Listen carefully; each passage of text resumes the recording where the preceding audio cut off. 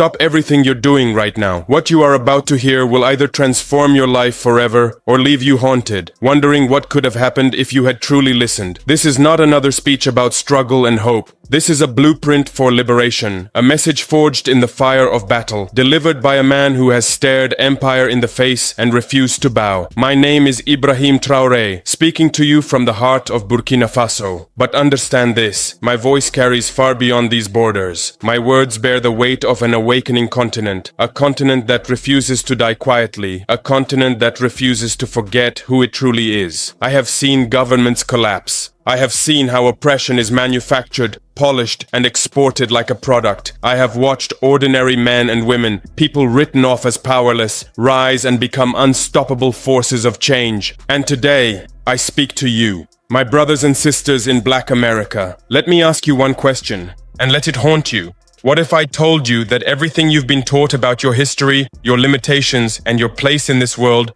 was never truth, but deliberate design? A construction meant to keep you kneeling while others feast on the fruits of your genius? I do not speak to you as a distant observer. I speak to you as family. I recognize the fire in your eyes, the same fire I see in every African who finally says, enough. It is the same fire that burns in me, the same fire that refuses to be smothered by centuries of humiliation. You may wonder what gives me the authority to speak with such boldness. Let me tell you, I have seen their meetings, their boardrooms, their secret plans. I have watched how they treat entire populations like pawns on a chessboard. I have seen them ignite wars, strangle economies, and topple leaders, all while smiling in front of cameras and preaching democracy. But more importantly, I have seen something else, something they fear, more than nuclear weapons or financial sanctions. I have seen what happens when people who were told they are nothing suddenly remember they are everything. Your pain and ours wear different costumes. Police brutality in your cities, economic colonization in our villages, educational apartheid in your schools, resource theft in our lands. But make no mistake, all of it flows from the same poison source. This system, this global machine of oppression, was designed not just to break our bodies, but to erase our memory, to sever the bond between Africans in the motherland and Africans in the diaspora. And yet here we are, unbroken, unbowed, still creating, still resisting, still breathing. That persistence terrifies them more than anything else. Now hear me clearly, the greatest weapon they ever used against us was not the whip, not the gun, not even the endless poverty traps they call economic policies. No. The greatest weapon was division, convincing us that we are separate, unconnected, and powerless without their approval. I come to you with no arrogance, no condescension, only raw truth spoken in love. I have studied their strategies. I have seen how they exploit, manipulate, and divide. They perfected the art of teaching the oppressed to love their chains, to beg for crumbs at the tables we built with our own hands. But I am here to shatter that illusion. You are not beggars. You never were. You are the children of builders, whose architectural marvels still stand while their empires crumble. You are the descendants of warriors whose strategies reshaped entire continents. You are thinkers and philosophers whose ideas shaped civilizations long before Europe discovered literacy. You are inventors, scientists, doctors, mathematicians whose genius they looted, renamed, and claimed as their own. You are the people who gave birth to civilization itself, when others were still learning to make fire. Your history is not just a chapter in the world's story. It is the foundation upon which the world stands. We have watched you march in Birmingham with such dignity that it shook segregation to its core. We saw you boycott buses in Montgomery, turning a simple act of resistance into an economic earthquake that brought a system to its knees. We heard your voices rise from Selma to Ferguson, from Watts to Baltimore, each cry echoing across oceans and inspiring movements from Soweto to Sao Paulo, from London to Lagos. When they denied you education, you built universities. When they locked you out of their businesses, you created your own. When they barred you from worship, you built churches of your own. When they tried to scatter you to the winds, you formed communities stronger than steel. You are not broken people. You are an unbreakable people. You literally built nations from nothing, took scraps, and created empires of culture that now influence every corner of the globe. They gave you pain, and you transformed it into jazz that moves souls across all racial lines. They gave you limitation, and you created blues that speak to universal human experience. They gave you exclusion, and you built hip-hop that became the most influential cultural force of the modern era. They gave you broken communities, and you created movements that changed laws, shifted consciousness, and inspired oppressed people worldwide to stand up and demand their dignity. But here's what they desperately hope you never figure out. The fight is not over. In fact, it has evolved into something far more subtle and dangerous than anything your ancestors faced. The enemy has simply learned new tactics and developed more sophisticated weapons. Where they once used physical chains, they now use psychological programming. Where they once relied on legal segregation, they now employ economic policies that achieve the same results. Where they once burned crosses to terrorize you, they now program algorithms to limit your opportunities and amplify negative stereotypes about your communities. They have mastered the art of oppression through deception so subtle you don't recognize it as oppression. They create distractions so entertaining you forget what you should be focused on. They manufacture confusion so complete you begin to question your own lived experiences and inherited wisdom. And here's the key to understanding everything that happens in global politics, economics, and social policy. They fear unity among people who know their true worth more than they fear any army, any nuclear weapon, or any natural disaster. They have contingency plans for economic collapse, for climate change, for pandemics, and for wars between nations. But they have no effective defense against the unity of conscious people who understand their collective power and decide to use it strategically. They fear specifically when black voices in America connect with their family in Africa. They panic when you link hands with your relatives in Jamaica, in Brazil, in London, in Paris. They deploy massive resources to prevent you from looking past the artificial borders they drew on maps and seeing the truth that we are one people, scattered by historical forces, but never truly lost to each other. Divided, we are manageable. Separate, we can be controlled, manipulated, played against each other. But united, truly united in purpose and action, we become a storm that no force on earth can withstand or redirect. Now listen carefully, because this next truth will fundamentally alter how you see yourself. You are not just Americans who happen to have dark skin. That limiting identity serves their purposes because it keeps you isolated. It makes you think your struggle is purely domestic and convinces you that you're alone in this fight against systems designed to exploit you. You are sons and daughters of a stolen continent, carriers of bloodlines that connect you to the most advanced civilizations in human history. That blood flowing through your veins right now carries the genetic memory of kingdoms that ruled when Europe was emerging from what they accurately call the Dark Ages. That spirit residing in your chest is literally unbreakable, because it has survived and thrived through experiences that would have destroyed any other people in human history.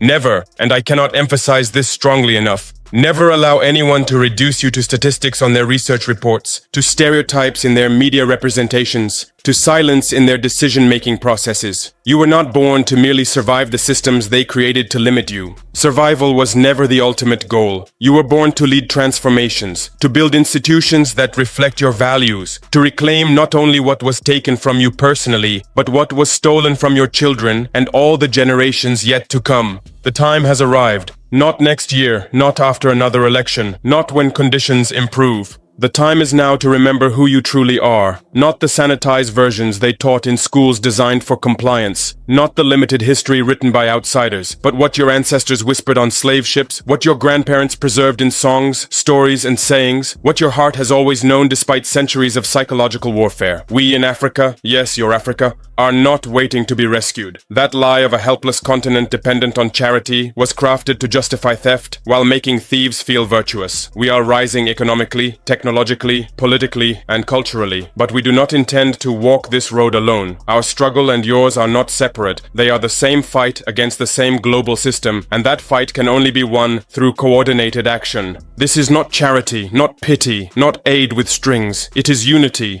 rooted in shared blood, shared history, and shared destiny. We call you not as allies in abstraction, but as family reclaiming inheritance. There is land here, fertile and waiting. There is work here, meaningful and wealth building. There is a future here, where your children need not beg for dignity, where their names, hair, and skin are sources of pride, not rejection. Most of all, there is healing here, deep generational healing from wounds carved into DNA. Come not as tourists or saviors. Come as builders planting forests for your great-grandchildren, as family bringing skills, resources, and vision for collective liberation. Think beyond passports and borders. Think in terms of legacy. What will you leave for those yet unborn? A world where their intelligence is assumed, their beauty celebrated, their potential limitless.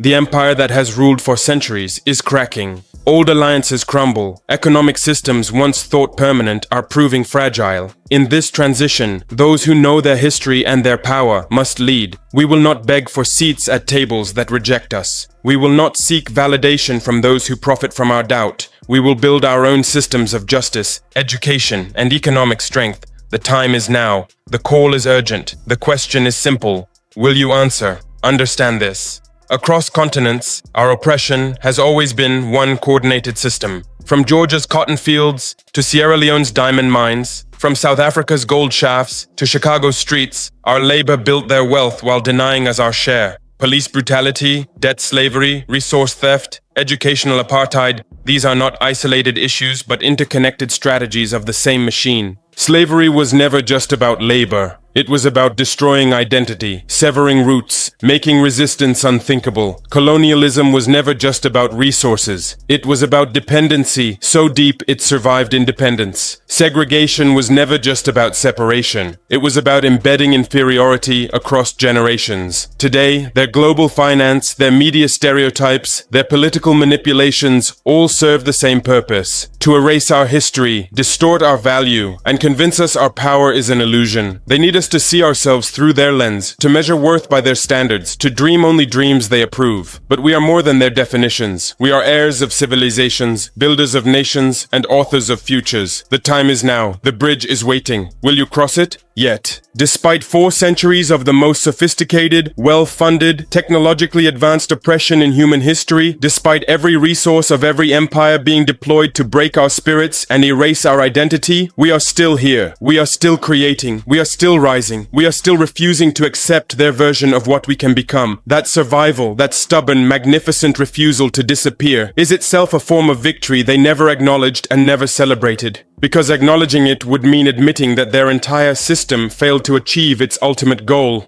Our ancestors endured the horror of the Middle Passage and still found ways to preserve cultural elements that connect us to our origins today. They survived the brutality of plantation slavery and still created languages, music, stories, and spiritual practices that sustained community across generations. They endured the psychological warfare of Jim Crow and still built institutions, universities, businesses, churches, and organizations that educated generations and created foundations for future progress. They survived the economic violence of urban disinvestment, the educational violence of underfunded schools, the medical violence of experimentation and neglect, and the legal violence of mass incarceration designed to recreate slavery by other means. And they didn't just survive, they created. They transformed suffering into art so beautiful it moves people across all cultural and racial lines. They converted struggle into intellectual frameworks that influence liberation movements worldwide. They turned poverty into innovation, limitation into creativity, and exclusion into excellence that could not be ignored or denied. Most importantly, they found each other across impossible distances, creating networks of mutual support that transcended the artificial boundaries colonizers drew on maps to divide us. That is the power they could never take away. No matter how much violence they used, no matter how sophisticated their methods became, no matter how much money they spent on programs designed to convince us we were powerless, it's the power that flows through your bloodstream right now as you hear these words.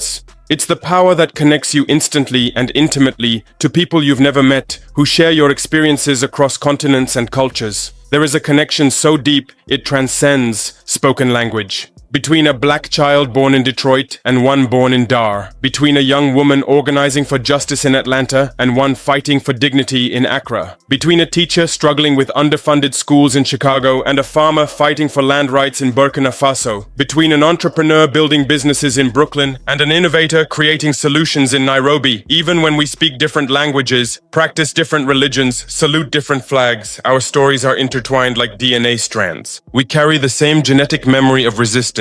We share the same inherited wisdom about survival and thriving under impossible circumstances. We possess the same creative genius that transforms obstacles into opportunities. We are descendants of people who looked at systems designed to destroy them and said, "No, we will not be broken. We will not disappear. We will not accept your definition of what we can become." That refusal, that magnificent, stubborn, unbreakable refusal, is coded in our DNA, and it activates whenever we truly connect with each other across the artificial divisions they created to keep us weak. But here's what I need you to understand about this moment in history. Resilience alone is no longer sufficient. Survival, while necessary, cannot be our ultimate goal. We cannot spend another generation simply enduring systems designed to limit us, hoping that if we work hard enough and prove ourselves worthy enough, they will eventually accept us as fully human. We must build. We must create new systems that serve our interests rather than exploit them. We must rise with complete awareness of who we are, where we come from, and what we are capable of achieving when we work together with shared purpose. Our strength is not just emotional or spiritual.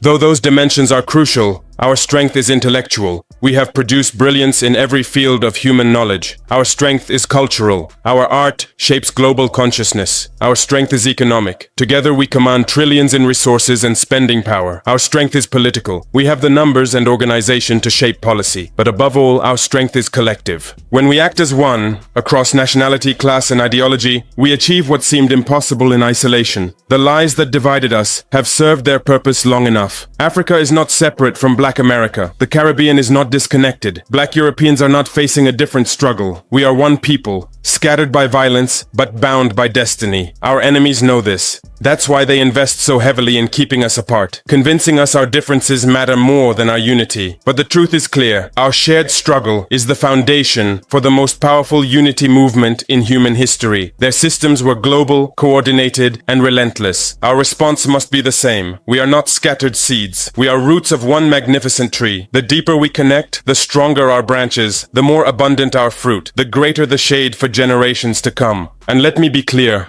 We are not here to beg for seats at tables built to exclude us. We are not here to wait for approval from those who profit from our self-doubt. That era is over. We have been victimized, yes, but we are not victims. We are defined by our refusal to be broken, by the beauty we created in the midst of ugliness, by our will to rise above obstacles meant to destroy us. They want us to believe we cannot survive without their schools, their jobs, their loans, their validation. That is the greatest lie in human history. Long before their systems existed, we were building civilizations that influenced the world, developing math and science, creating architecture that still stands, governing societies with law, healing the body and spirit, trading across continents, and raising children in communities of love and protection. That wisdom, that genius, was never destroyed. It still lives within us, suppressed, exploited, but never erased. What must change now is how we see ourselves. We must stop letting others define our intelligence, our worth, or our future. We are not broken people needing charity. We are builders, thinkers, healers, organizers, capable of creating systems that reflect our values and serve our interests. The hard truth is this: no one is coming to save us. Not governments, not philanthropists, not international organizations. The cavalry is not on the way. The people who will liberate us are us, united, strategic, and relentless. The power has always been in our hands. Now we must choose to use it.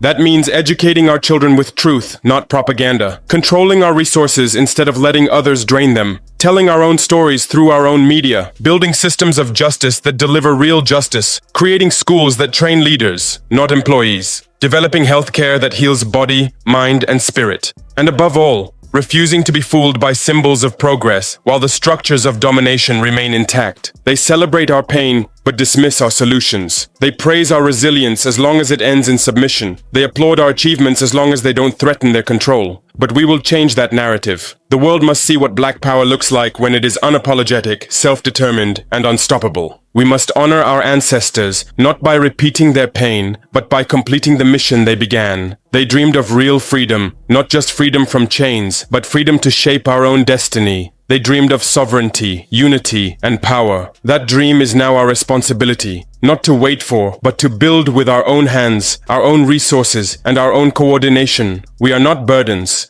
We are the builders of every society we've touched. We are not outsiders begging for inclusion. We are the original people whose labor and genius shaped civilization itself. Everything they claimed we could not do, we have already done under conditions meant to destroy us. Now we must go further. Not symbolic, but structural. Not individual, but collective. We must stop asking for seats at tables designed to exclude us, and instead build our own systems, our own institutions, our own networks. Because the truth is simple: we don't need them. We need each other. History shows the pattern clearly. Every time black people unite across continents, global powers move to sabotage that unity. They did it to Garvey. They did it to the Panthers. They did it to Lumumba, to Malcolm, to every leader who dared to connect Africa with its diaspora. They know what we often forget. Our greatest threat to their system is our global unity. They have fed us lies to keep us divided, telling Africans that African Americans are lost, telling African Americans that Africa is hopeless, convincing Caribbean and Black Europeans that their struggles are isolated. But the truth is undeniable. We are one people, stronger together than we will ever be apart. When Black America rises, the world takes notice. Civil rights, Black power, hip-hop, all reshaped global culture. Imagine that power multiplied by the resources and sovereignty of Africa, combined with the visibility and influence of the diaspora. That is not fantasy. It is the most realistic path to liberation, if we choose it. The system thrives on our division. Unity dismantles it. Unity builds new economies, protects our communities, and reshapes the rules of power. The world is shifting. Old empires are falling, and the question is simple. Will we remain scattered, or will we unite and lead? Africa holds the land, resources, and sovereignty. Black America holds the visibility, networks, and economic power. Together, it is not just reunion, it is revolution. But it begins with us, building real partnerships, investing in each other, showing solidarity in struggle, and tearing down the mental walls that kept us apart. We are not strangers. We are one people, and the world fears that unity because they know it cannot be stopped. The moment we decide disconnection is no longer acceptable, the tide of history turns. It's time. The bridge is waiting. Cross it.